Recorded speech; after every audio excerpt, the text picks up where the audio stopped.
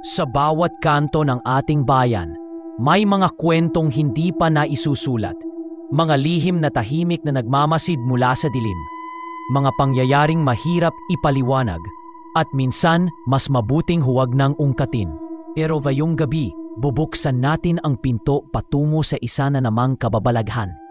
Bago tayo magsimula, huwag kalimutang mag-like, share at subscribe para lagi kang updated sa mga susunod pang kwentong katatakutan. I-comment mo rin ang iyong saloobin. Baka ang karanasan mo na ang susunod nating isasalaysay.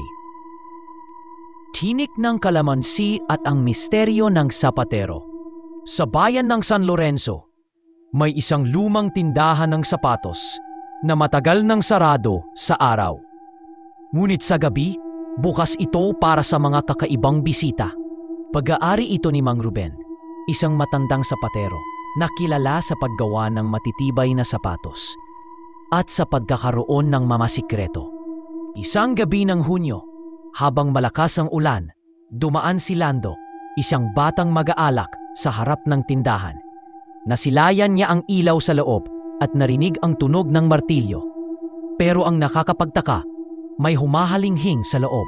Kinabukasan, ikinuwento niya ito sa kanyang lola. Lando, sabi ng matanda, huwag na huwag kang magtatangkang pumasok dyan. May sumpa ang lugar na yan. Simula noong mamatay ang asawa ni Mang Ruben dahil sa tinik ng kalamansi, nag-iba na ang takbo ng buhay niya. Ayon sa alamat, bago pumanaw ang asawa ng sapatero, sinabi nitong may aswang sa kanilang baryo. Sinubukan nilang itaboy ito gamit ang kalamansi at asin. Ngunit sa isang gabing malakas ang bagyo, tumusok ang tinik ng kalamansi sa paa ng babae habang tumatakas. Makalipas ang ilang araw, unti-unti siyang nanghina hanggang sa mamatay. Simula noon, gabi-gabi raw ay may dumadalaw kay Mang Ruben.